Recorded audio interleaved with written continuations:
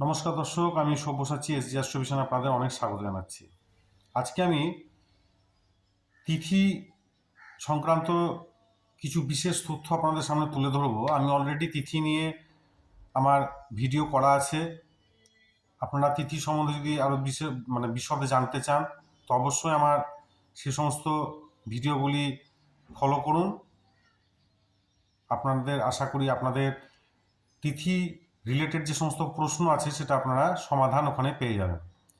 আজকে আমি তিথি সংক্রান্ত আরেকটি ভিডিও আপনাদের সামনে উপস্থাপন করছি, কিন্তু সেই বিষয়টি একটু আলাদা। সেটা হচ্ছে, অনেকেই প্রশ্ন করেছেন আমাকে যে আমরা কোনো কাজ কোন তিথিতে করব বা কোন তিথিতে কোন কাজ শুভ এবং কোন কাজ বর্জিত আছে, সেই সংক্রান্ত যদি আমি কিছু বিষয় বা তথ্য আপনাদের সামনে তুলে ধরি।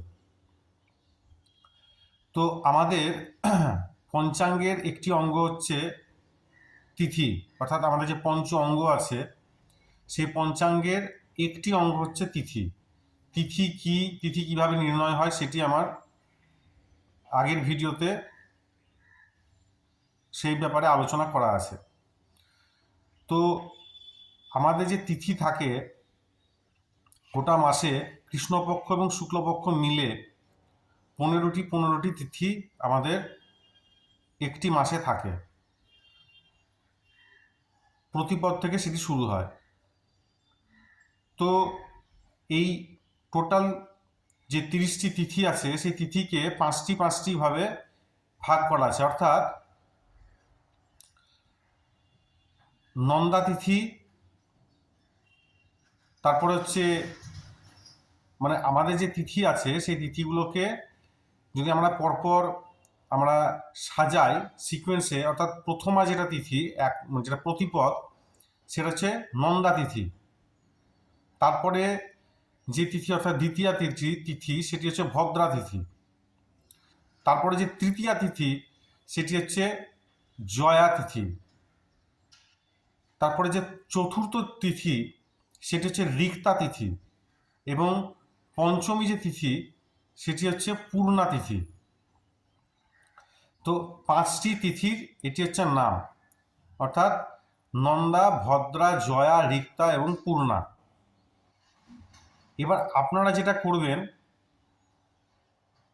যে 1 নম্বর থেকে শুরু হলো, আপনারা যদি হাতের কড়ি অনুযায়ী গুনেন আপনারা, তাহলে আপনারা দেখবেন প্রথমে হচ্ছে নন্দা তিথি, প্রথম প্রতিপাদ, দ্বিতীয় যেটা সেটা ভদ্রা, তারপরে জয়া, তারপরে রিক্তা, তারপরে পূর্ণা, এরকম 5টা হয়ে গেল।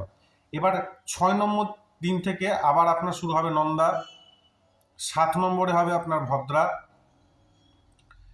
8 নম্বর তিথি যেটা সেটা হচ্ছে জয়া, 9 নম্বর তিথি যেটা সেটা হচ্ছে রিক্তা, এবং 10 নম্বর তিথি হচ্ছে পূর্ণা।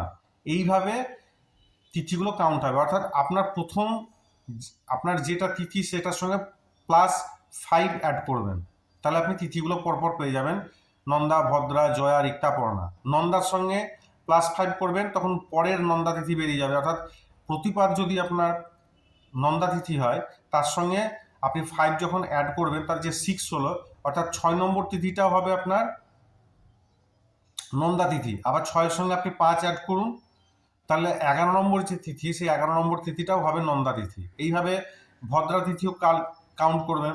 দ্বিতীয়া তিথি যেটা সেটা হচ্ছে আপনার ভদ্রা তিথি, দ্বিতীয় তিথির সঙ্গে আপনি 5 অ্যাড করুন। 7 যেটা আছে 7 নম্বর তিথি, সেটিও ভদ্রা তিথি। 7-এর সঙ্গে আপনি যখন আবার 5 অ্যাড করবেন, অর্থাৎ 12 নম্বর যেটা সেটিও আপনার ভদ্রা তিথি। এইভাবে আপনি পুরো তিথিটা আপনি পেয়ে যাচ্ছেন। এবার যেটা বিবেচ্য বিষয় সেটা হচ্ছে কোন তিথিতে কোন কর্ম করা যায়।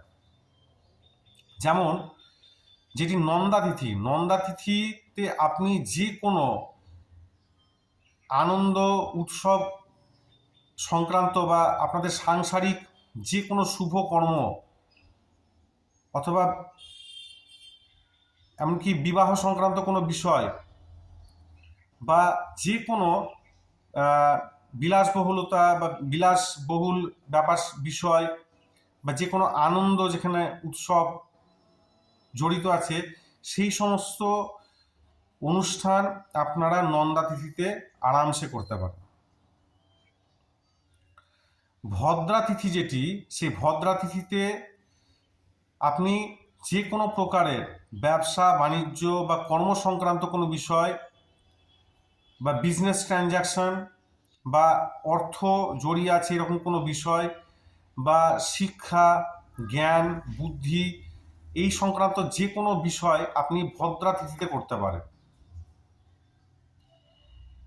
জয়া যেটা তিথি, সেই জয়া তিথিতে আপনি যেখানে আপনার পরাক্রম দেখানোর বিষয় আছে বা কোনো কোর্ট কেস বা ল যেখানে জড়িত আছে, আইন যেখানে জড়িত আছে, আদালত যেখানে জড়িত আছে, সেনা পুলিশ এই সংক্রান্ত কাজকর্ম যেগুলো আপনার মনে হচ্ছে আপনি এগুলো করলে আপনি জয়লাভ করবেন, সেই সমস্ত কাজগুলো আপনাকে জয়া তিথিতে করতে হয়। এরপর আসছে রিক্তা তিথি। রিক্তা তিথিতে কোনো রকম শুভ কর্ম করা যায় না, সমস্ত শুভকর্ম বর্জিত আছে রিক্তা তিথিতে। অর্থাৎ রিক্তা তিথিতে আপনি কোনো রকম শুভ কর্ম বা শুভ কাজ আপনি করতে পারবেন না। রিক্তা তিথিতে তাহলে কি হবে, যে কোনো ধরনের অশুভ কাজ যদি শুরু করতে হয় তাহলে সেটা রিক্তা তিথিতে করতে হয়। যেমন ধরুন অনেকে মন্ত্রতন্ত্র প্রয়োগ করে অনেক কিছু খারাপ যেগুলো কাজ করে বা শত্রুবধ বা শত্রুর সঙ্গে কিছু মোকাবিলা করতে হবে, সেগুলো আপনাকে রিক্তা তিথিতে করতে হবে। লাস্ট যেটি সেটি হচ্ছে পূর্ণা তিথি।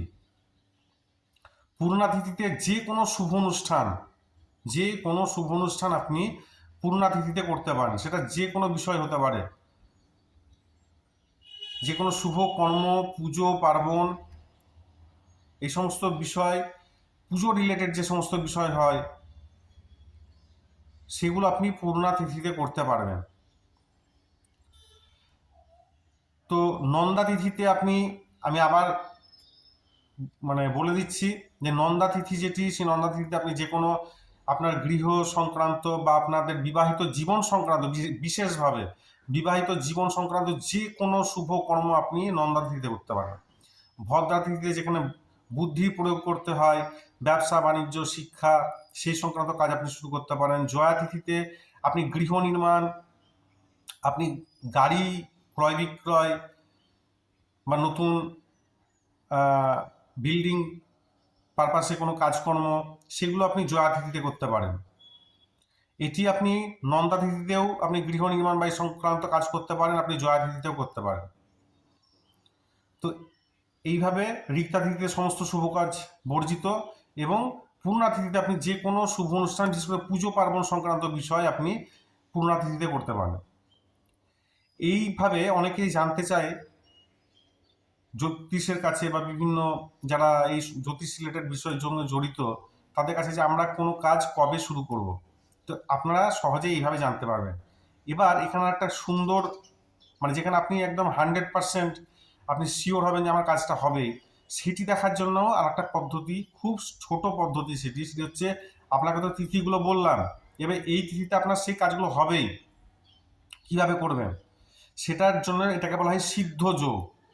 সিদ্ধ যোগ বলা হয়। সিদ্ধ যোগ কিভাবে হবে, যখন তিথির সঙ্গে বার ম্যাচ করে যাবে, তখন যদি এরকম কোনো আপনাদের কর্ম বা আপনাদের কোনো একটি কাজ, যে কাজটি তিথির সঙ্গে বার ম্যাচ করে গেছে, তখন তাকে সিদ্ধ যোগ বলা হবে এবং সেই সিদ্ধ যোগে আপনাদের কিন্তু কাজ সফল হবে। যেমন আপনাকে যেটা প্রথমে বললাম যে নন্দা তিথি, যেটা সেই নন্দা তিথি অর্থাৎ 1 নম্বর তিথি, তারপর আপনি 6 নম্বর তিথি এবং 11 নম্বর তিথি, এই যে নন্দা তিথি, এই তিথি ধরুন নন্দা তিথি বললো, এই নন্দা তিথিতে বার যদি শুক্রবার পড়ে, অর্থাৎ শুক্রবারের দিন যদি নন্দা তিথি পড়ে যায়, তো আপনি যে নন্দা তিথিতে যে কাজগুলো আপনাকে বললাম যে করতে হয়, সেই কাজগুলো যদি আপনি করেন, আপনি 100% আপনার সেই কাজ সফল হবে। ভদ্রা তিথিতে যে তিথিগুলো ভদ্রা তিথি হয় এবং আপনাকে যে কাজগুলো বললাম যে কাজগুলো করতে হয়, সেই ভদ্রা তিথিতে বার যদি বুধবার পড়ে, অর্থাৎ বুধবারের দিন যদি ভদ্রা তিথি হয়, তো আপনার সেই কাজ সমস্ত সফল হবে। মঙ্গলবারের দিন যদি জয়া তিথি পড়ে, তাহলে আপনার যে সমস্ত জয়া তিথির কাজ আছে সেগুলো আপনি সাকসেস পাবেন, আপনি সাকসেসফুল হবেন। শনিবারের দিন যদি রিক্তা তিথি পড়ে, তাহলে রিক্তা তিথিতে যে সমস্ত কাজ আপনাকে বলা হলো এতক্ষণ, সেই কাজগুলো করলে আপনার সেই সমস্ত কাজ অর্থাৎ অশুভ কাজ আপনার সফল হবে। এবং লাস্ট বৃহস্পতিবার যদি আপনার পূর্ণা তিথি পড়ে, তাহলে আপনি যে সফল উদ্দেশ্যে বা যে শুভ উদ্দেশ্য নিয়ে যে কাজটা শুরু করছেন সেটি আপনার সম্পূর্ণ হয়ে যাবে, আপনি সেই কাজে সফলতা অর্জন করবেন। এটাকে বলা হয় সিদ্ধ যোগ, অর্থাৎ যখন তিথি এবং বার যখন একসঙ্গে ম্যাচ করে যাবে তখন এটাকে সিদ্ধ যোগ বলা হয়। এই সিদ্ধ যোগে যে কোনো কাজ সফল হয় এবং মানুষ তার লক্ষ্যে পৌঁছায়। আশা করি ভিডিওটি আপনাদের অবশ্যই ভালো লাগবে। যদি ভালো লেগে থাকে লাইক, শেয়ার এবং সাবস্ক্রাইব করবেন। অনেক অনেক ধন্যবাদ, ভালো থাকবেন।